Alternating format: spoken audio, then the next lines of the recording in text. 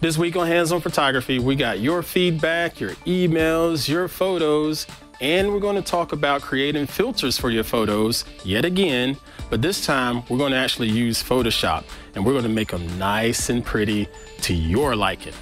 Check it out.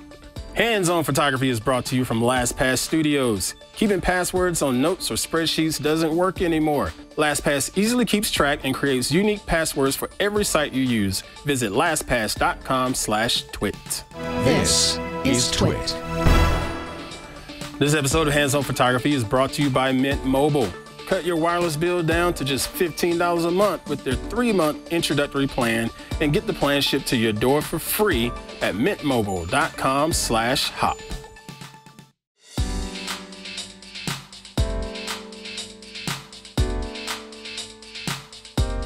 Hey everybody, this is Hands On Photography. I am Pruitt, coming to you live from the beautiful LastPass Studios here at TWiT.tv. Appreciate y'all hopping in and joining us this week. This is the podcast where I like to sit down and share with you different tips and tricks that are going to help you be a much better photographer, much better post-processor, all around the whole world of photography. It's going to make you a lot better, and you're going to have fun doing it. And I wanted to say that it really does mean a lot that you folks have been joining in each and every week and sending all of the feedback in and hitting the subscribe button and telling everybody else about it. It does mean a lot. And I really want to keep pushing you all to spread the word and grow this community that we have. The reason I wanted to do this podcast is because when I got started in photography, folks, I didn't have anybody. I didn't have any resources. So I had to really just go at it on my own. And when I tried to reach out to those other big time pro photographers when I was getting started, that community they were jerks, and I didn't want to be that way. So I said, whenever I got the opportunity to share my knowledge, I'm going to share it, and I'm going to make it comfortable. I'm going to make you have some fun with it, and I'm not going to be all judgmental about it. So every little week that we do this, we're going to have some fun. We're going to talk about different topics, and we're going to reference back to previous episodes because that's how you learn. It's the reps, the reps, the reps, the reps. They say practice makes perfect. There's truth in that. And we're just going to keep grinding away at it, and we're going to keep getting better each and every week and sharing our work with each other. Okay? So now, you got your favorite podcatcher of choice open right now. Go ahead and hit the subscribe button if you haven't done so already. I really appreciate that. That's just hop on over to twit.tv/hop in your browser or just whatever podcatcher that you're using. You'll see all of the different subscription options for Spotify, Apple Podcasts, YouTube, what have you. Whatever works for you, subscribe, get the downloading, and share it out to other folks. I appreciate that. All right, so we're going to go ahead and get started with this week's show. I'm going to try not to keep you folks too terribly long. Each week, I give you a call to action to shoot me an email with your thoughts and questions and comments, or you can just send over some photographs if you have some questions about a picture or some techniques and tips that you'd like to share. I always welcome that at hop@twit.tv. And you folks have been flooding the inbox, and it's greatly appreciated because it's a lot of fun going through these images and sharing it out with everybody else that watches the show here. So now we're going to go ahead and hop into some of this here feedback. The first one comes from Mr. Ian Winkler. Ian sent an email previously and said that, you know, he appreciates me answering that email and just going through and picking through some of his issues that he was having with some of his shots, gave him some suggestions. He was grateful. Cool. But he also said, you know what, I got a follow-up question for you. I have this shot I have this shot of my 2 daughters and the dog. But for some reason, the dog's face is never quite, you know, showing any detail and just showing up in focus. And I know why this is happening. And we're going to go ahead and take a look at some selective adjustments because that's what we talked about in a previous episode. So if you go back to, say, episode 15, you'll be able to see that we talked about different ways to do selective adjustments. So I'm gonna go ahead and open up his image inside of Lightroom, and we'll do a little bit of selective adjustment to bring out some of the details of the pooch here. All right. So inside of Lightroom, we have this beautiful picture of his daughters. I swear, your girls look like twins. You didn't mention that in the email, but holy moly, do they look alike. And the dog here in their lap. And I get what he's talking about because the dog is black and you're going to be fighting a lot of shadows.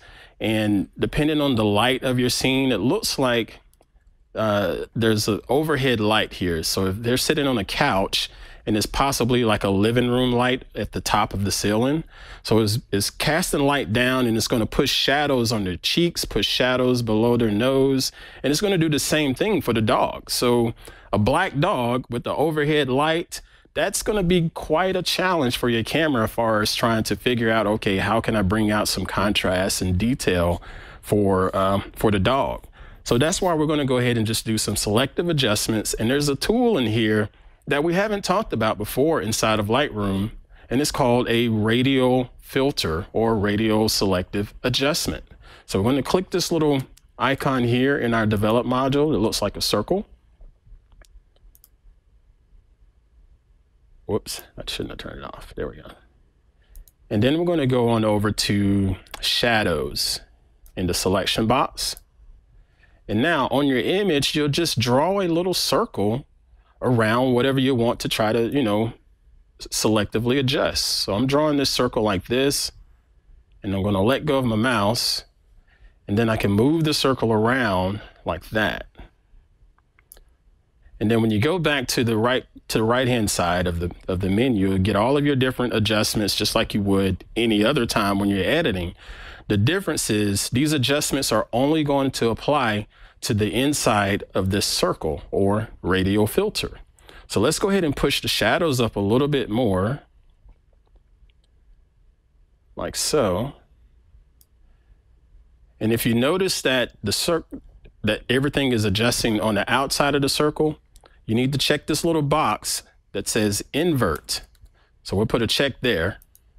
So now the adjustment is happening on the inside of the circle, okay? So we push the shadows up to bring out the little bit of detail in the dog's face, and you can see that it's really making a difference right there. And if I wanted to add a little bit more contrast, I'll do that now with the contrast slider. When you click on the contrast slider, you should notice that it's going to break up the different shades of black, if you will, the different shades of really dark brown, and give it a little bit more detail. Contrast really does a good job helping you separate different colors in your images. And if you push it too much, it's just going to muddy it up. So I'm going to push it all the way up. And now it just totally defeated the purpose. So you don't want too much contrast, but just enough to break up the different shades in the dog's face there, like so. And since it looks a little bit soft to me, the daughters, they look pretty crispy and pretty sharp. Nice focus. The dog's focus is not that great here. So let's give the dog a little bit more clarity and a little bit more sharpness just by pushing our sliders for texture, clarity, and sharpness. And that's going to bring out more detail in the dog's fur, like so. And that only took just a few seconds. And we close this little filter. And now we have a brand new image and the dog looks great. Let me show you the before and after. Before on the left, you see the dog is literally in the light's shadow here. You can even see it a little more pronounced now that I broke it out with the before and after. The shadow is just falling down below the dog's eyes and nose and chin. But on the right side, the after, everything is brought back to life. And it almost looks like there's a flash that got popped right in front of the dog's face too, to give him or her a bit of the fill light. So that's one way of doing a selective adjustment, and that is with the radial filter inside of Lightroom. We could have also used the little K adjustment brush and just sort of brushed in that detail like what we've done in the past. But the radial filter is probably the best way to go because this is a stationary object that's just sort of sitting there and you got plenty of space to work with. You don't have to really fine tune it, if you will. But Mr. Ian, that is how I would have handled that. And I hope that you can take this same technique and apply it next time you get out and have a little portrait session with your daughters and your dog. Thank you for sending that image in. Really do appreciate that support. All right, so now we'll go ahead and get into another email sent in by Mr. Jonathan Dagle. And Mr. Dagle was kind enough to mention how to properly pronounce his last name, just in case I missed that. Thank you very much. Mr. Dagle sent in a couple of shots of Hirshhorn Gallery in Washington, D.C.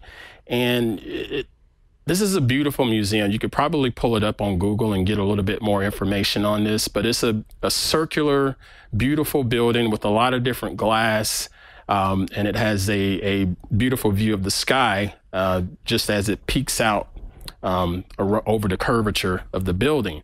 And in his email, you know, he mentioned that he did a little bit of the auto adjustments that was offered in this app, as well as went ahead and touched up the color and contrast. And he said, well, what else can you do? Can you critique this? Can you offer anything on this? Well, Mr. Dagle, I have an answer for you. That's it. Leave it alone. You clicked auto, you straighten out the horizon. This looks great. I really love this composition because you have the beautiful curvature of the building. It sort of looks like an upside down arch the way it's curved. And then you have the foreground is just perfectly aligned with the horizon. And then the centerpiece of this image is just, everything just balances out perfectly on this. The only adjustment that I could even consider would be to look at the highlights just a little bit more in the clouds, because when you decrease the highlights in the sky, you get a lot more detail showing up inside of the clouds. So what I'm going to do, I'm going to pull this up on my phone actually, because I put it in Snapseed and I pulled it up, and again, there's not much that I would have done to it other than the highlights. So inside of Snapseed, we talked about this before, you have your menu options at the very bottom of the screen. And if you were to tap on tools at the bottom, you're going to get a bunch of different options to play around with from a post-processing standpoint. I'm just going to click where it says Tune Image in the upper left. And that's going to give me several different parameters that I can play around with at the top of the menu. At the top, you'll see brightness. And if I tap and scroll up or down, you'll see the other options. For this one, I'm going to select highlights. And then I'm going to scroll to the left to decrease the highlights. Now watch what happens to the sky. As I decrease it, the clouds start to become a lot more pronounced, giving you a lot more detail and a little bit more drama.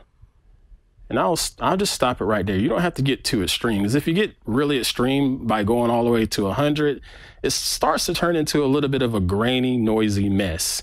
And it even gives you a little bit of a halo. If you zoom in, it creates a halo around the edge of the building. We don't want that.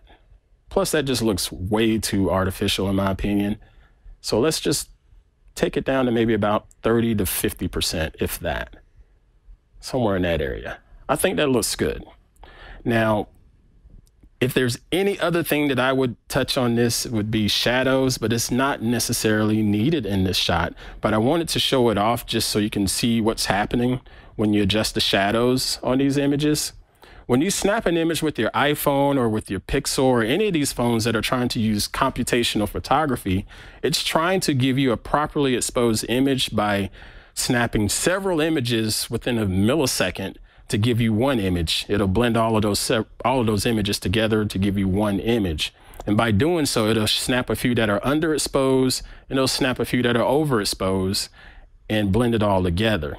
So if I zoom in on this, take a look at those lower windows there. They're black. But if I was to increase the shadows on this, it allows me to see a little bit more detail in those windows. Depending on your taste and your preference, you may want that. So I'm just going to increase it just so you can see it a little more clearly. So now when you look at it, I can see a reflection of glass. I can see some pillars because it's reflecting the other side of the building that's all nice and curvy. It's pretty neat. Again, that's something that's more of a taste for you. Personally, I turn off the automatic HDR mode inside of my Pixel because I don't want Google or anybody else trying to tell me how my image is supposed to look when I snap it. That's just me. Because there are some times when I want my shadows to be really, really dark because I visualize the frame a certain way and it may not be perfect or technically perfect or what have you. And sometimes I want those really, really dark shadows because it's adding to the story at the time. And there's other instances where I may want just a little bit of a hot spot, a bright spot. Just depends on the scene. But by default, those HDR modes are turned on your cameras, whether it's your iPhone or Galaxy or Pixel or whatever. If you want to turn it off, you can look into your settings and it'll give you an option to turn that off. Play around with it, see the differences between just snapping something random in your home or in your yard or whatever. And you'll see that, number one, the performance is going to be a little bit faster without that HDR, just a little bit. It's gotten better because these processors are getting so much better in these phones, but it'll be a little bit faster as far as snapping shots. And then you'll just see the difference between the actual exposure. One will be fairly evenly exposed and another shot may be underexposed. Just depends on the lighting and it depends on the framing. Okay? I had a question for you. Yeah. What's your question, Mr. Victor? And it's more of on the, because you frequently talk about crop and stuff like that. And I agree with you. I wouldn't change much with this. I love where the lines are going and all that stuff. Wouldn't touch it. It almost looks like half of a graphical eyeball, if you will. If you were to think of like some type of animated eyeball, it almost looks like that. The way the sky looks like the iris of an eye, and then the window sort of looks like the edge and the eyelids, and I think it looks pretty cool. Right. Yeah, it's definitely an interesting shot, like angles and all that. The top part, where he's partially using the wall above him as a frame. Would you do more of that for the frame, or would you do less of that? If anything, I would crop it down just half an inch or so, not very much, to sort of even it out across the top of this frame. But I like the idea that he left that actual, like sort of looks like a perpendicular line, or not perpendicular. It almost looks like he's trying to form a trapezoid at the top. Right. And I think it gives it a good balanced look that way, myself. I agree. But some people would probably crop it down to make it a little bit more uniform. But I think that's a little bit more unique and a little bit more interesting the way that he has it cropped. So, but that's my 2 cents. And the other one, I was thinking for the windows, if it was a DSLR, well, I'm not sure if this was a DSLR or not. No, this is with an iPhone 11 Pro Max 12,000. I don't know. It doesn't matter. Well, if it was where you could put a polarizer on the lens, would that make all these windows black? No, it would still have a little bit of light on those top 2 layers, top 2 floors. Those bottom floors would definitely black out. Okay. Definitely black out. All right. Cool. But I really did enjoy this one. It's cool seeing some of these images come in and people are asking for criticism and, well, how would you do this and how would you do that? I like the fact that I could write back and say, hey, not doing a thing to this one, brother. Yeah. That's it's definitely a great shot. That is a good discussion going. So that's a good one. That's a good one. All right. I appreciate you, Mr. Ian, sending that one in. Before we get into this week's lesson, I want to go ahead and take a few minutes to thank a sponsor that I love. Heck, I use this sponsor myself, and I really, really do look forward to talking about it. This episode of Hands On Photography is brought to you by Mint Mobile. Mint Mobile makes it easy to choose plans with 3, 8, or 12 gigabytes of 4G LTE data. Use your own phone and keep the same number along with all of your existing contacts. And every plan comes with unlimited nationwide talk and text. To get your new wireless plan for just $15 a month with their 3-month introductory plan and get the plan shipped to your door for free, go to mintmobile.com/hop. That's mintmobile.com/hop. Cut your wireless bill to $15 a month at mintmobile.com/hop. Seriously, $15 a month for a cell phone bill? Wow. That's awesome. Thank you, Mint Mobile. Really do appreciate your support. Okay, so let's get rolling with this week's tutorial and lesson, if you will. previously on episode 16, I got to look back at my notes, episode 18, we talked about filters inside of Lightroom, and we talked about filters inside of Photoshop. Now, when we looked at filters in Lightroom, it sort of reminded you of, say, Instagram filters. You literally could just click on the screen and it would apply a different look to your image already that you had in your image roll there. But when we went to Photoshop and clicked on filters, it gave you effects. It wasn't necessarily a filter that most people would be used to. So this time we're going to hop into Photoshop and we're going to talk about filters, but we're going to create our own filters. And you can do this by using the gradient tool inside of Photoshop. Now, Photoshop has a couple different gradient tools. One is just called a gradient. The other one is called a gradient map. It's two different tools, two different purposes, and you can get varying effects, and sometimes you can get an effect that's pretty similar to the other, depending on your scenario. So let's go ahead and take a look at Photoshop here. This is just a blank canvas on the screen here, nothing to it. And I'm going to add a layer to this blank canvas, and I'm going to click on G on my keyboard, or just click right here on the left for the gradient tool. And I'm going to select the color here at the upper left. We'll just leave it at this. We'll just leave it at blue. Okay. So now if I click and drag across the canvas, it gives me this gradient design. The left side of the screen is a solid color, and then it just starts to blend away to nothing, to transparency as it goes from left to right. That's what a gradient does. Okay. Now, applying this to your photography, you can use these as sort of a filter, if you will, by applying it as an additional layer above your image inside of Photoshop, and then going to the layers blend mode here and just changing that to something like soft light, hard light, or even down at the very bottom to saturation, color, and luminosity. It'll give you a whole different effect, but you need to take a look at how it's going to work with your particular image. I have a couple images already loaded up here in Photoshop. This is one that I took of our friend of the network, Mr. Matteo Donnie. He's been on All About Android several times. Great guy. He was here in town not too long ago, and we went out on a photo walk. And I've already done some post-processing to this image. It's just us sitting at one of the local beaches, and we're trying to shoot a little bit of a sunset. And while he was shooting, I decided to take a shot of him and just sort of capture the mood, if you will. But if I wanted to give it a bit of a filter applied to it, I can go to my layer stack over here in Photoshop and just click on the little adjustment layer icon, and you'll see I have gradient right at the very top. So I'll click on gradient. Whoops, there we go. I click on gradient, and it allows me to pick what colors I want to use just by clicking on the little icon.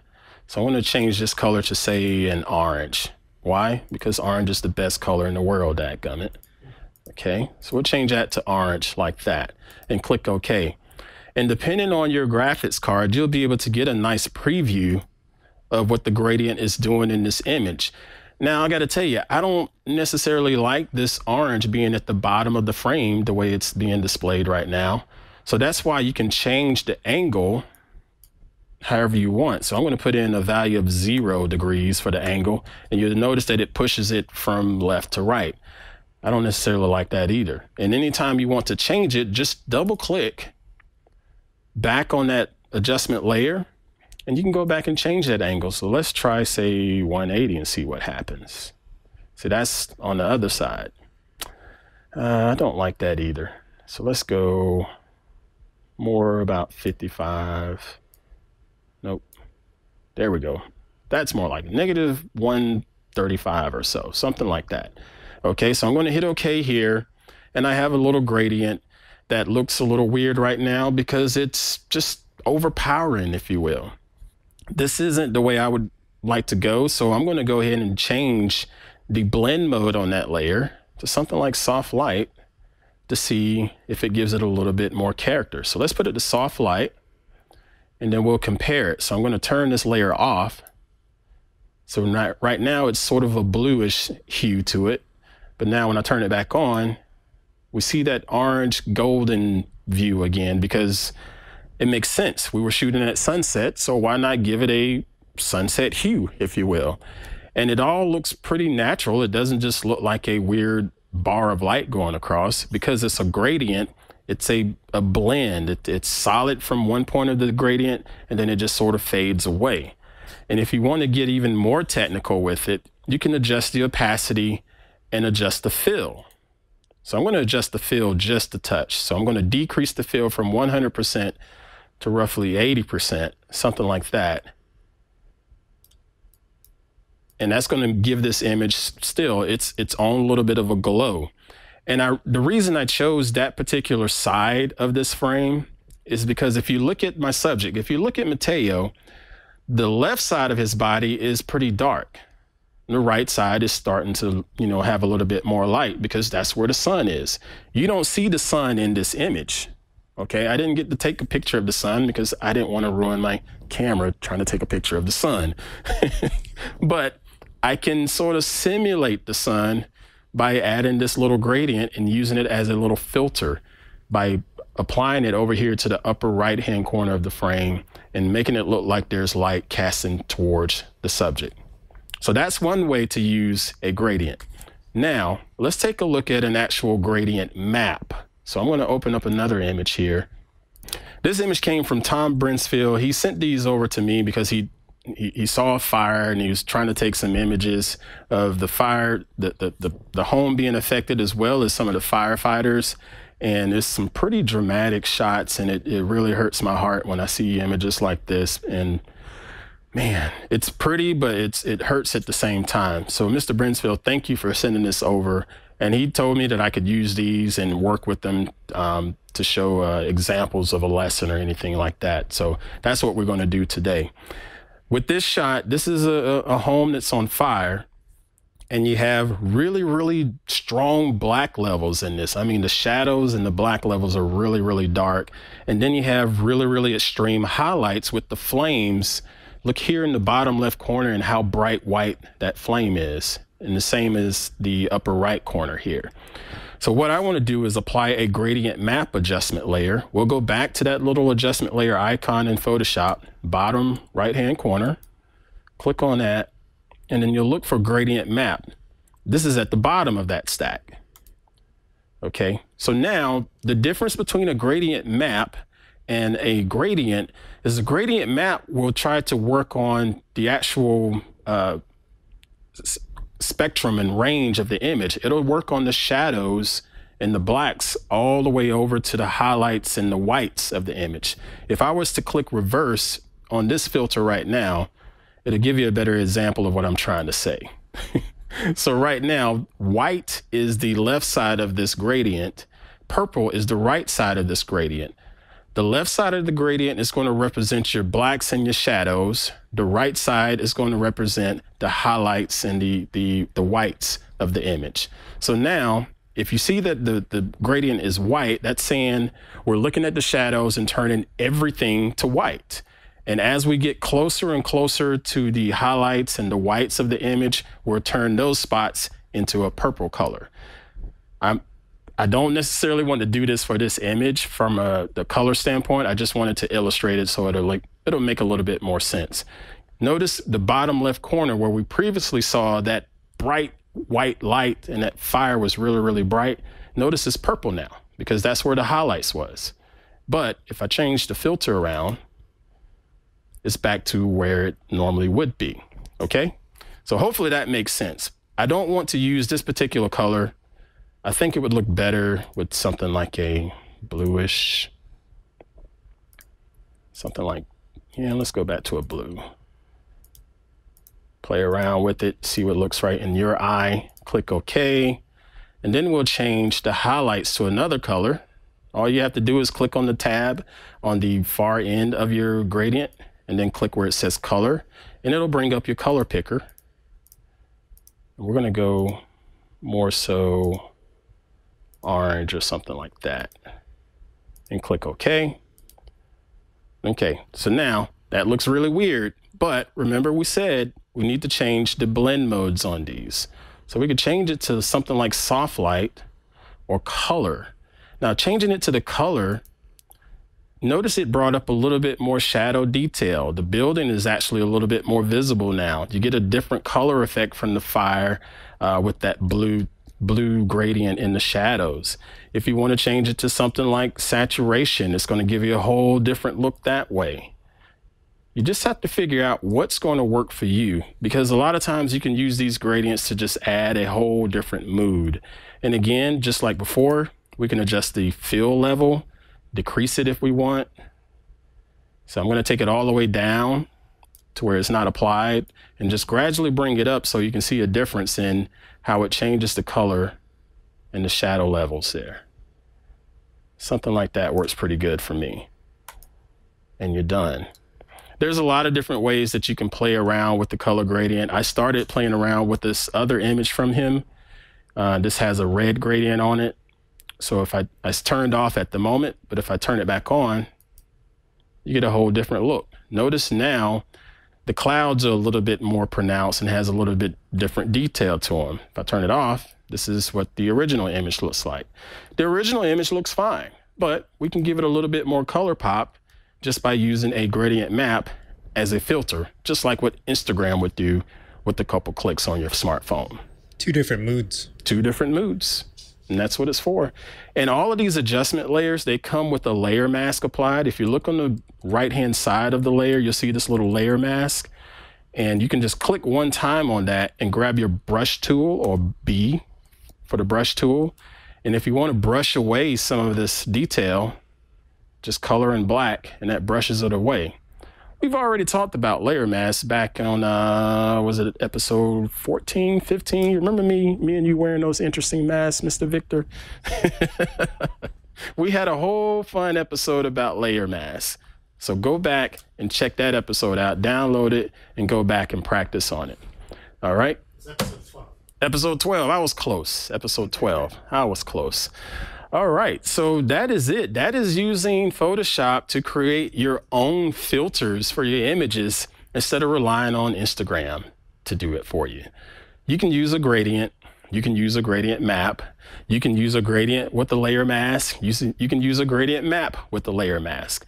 And the beauty of using those gradients and those gradient maps is you can play around with many different colors, many different types of gradients, and just play around with the feel of it. You have no idea the change that it's going to make on your image, and totally just knock it out the park for you. Now, that is just part one of talking gradients. I do have planned another episode where we're going to talk about using gradients in some of your post-processing, and I got a feeling you're really going to love it. So make sure you subscribe and stay tuned for that. It's a lot of fun. There's a little bit of hacks in it, but oh man, they're so useful, so dadgum useful. All right, Mr. Victor, you play around with gradients in Photoshop? Yeah, I do, but usually I haven't used it the way you're using it. I used to do alpha channels and with that way, but yeah, the way you're doing it is more versatile, because you can actually change two different colors and stuff. Yeah, so, yeah, all at the same time, and just sort of mix and match and see what works with you. You know, it's a lot of fun. It just, when I sit down to do my post-processing, I hardly ever assume I'm going to be there for 5 minutes. Right. You know, because I'm playing around with a lot of different things like that. And it really does help to just sit and click through the different menus, click through the different parameters and the different settings. Practice, practice, practice. Go back, look at previous episodes, download them. Practice, practice, practice. It's going to take time. And the next thing you know, all of these different menus and these different little tactics of playing around with this color versus that color, it'll start to make a little bit more sense. When I did that gradient map, my brain is thinking blue and then yellow or orange, because previously we talked about, we know that blue is complemented with the color yellow, right, or sort of an orange color. It just looks better. There's a science to that. There's a reason that works, and you'll start to figure that stuff out the more you folks sit down and just practice and go through all of the previous episodes and just continue to spend time with this stuff. Well, and after seeing you do that, what you can do with the gradient map, you basically solved 3 or 4 layer problem for me. Or something that would take me 3 or 4 layers. So, oh man, I helped Mr. Victor that saves out. memory. That saves rendering time. And that's the thing. The gradient map. The gradient map is super powerful. You know, because it's not just a global adjustment on your image. It's going through and looking at the shadows, and it's going through and looking at the whites and the highlights, and it's just going to give you a gradual pass, you know, from one end of that spectrum to the other, and not necessarily just be global and flat across the image. All right. Okay, folks, thank you all again for tuning in this week. I really do appreciate the support, and I hope that this lesson has been a lot of fun for you. It's a lot of fun for me to do these little tutorials each and every week. So now, my call to action to you, go on out there, find you something to shoot, and then sit down and play with the gradient and play with the gradient map on top of your image. Let me know what you come up with. Shoot them over to me via email at hop@twit.tv, or if you want to just tag me on Twitter, you can do that too. I am ant_Pruitt on Twitter. Let me know what you're shooting. There's a lot of you folks tagging me on Twitter, and I appreciate that because I see some pretty fascinating images out there, especially those folks that like to drink beer. Y'all have a lot of fun. All right, that's going to do it for us this week, folks. Subscribe to us at twit.tv/hop in your favorite podcatcher of choice. Download all of these extra episodes that we have out there. A lot of different goodies and tips and tools that are going to help you out. Check out all of our other shows, too, on the network. Just go to twit.tv/shows, and you'll see stuff like All About Android. You'll see This Week in Google, or these other cool shows from my man, Mr. Micah Sargent at Hands on iOS, and the man, Mr. Jason Howell, Hands on Android, and some of the stuff that he's been working on. We got a lot of different shows out there, and even more shows to come here at twit.tv. Thank you all for your continued support, and we will catch you all next week here on Hands on Photography. Get on out there, create, and dominate. We'll see you.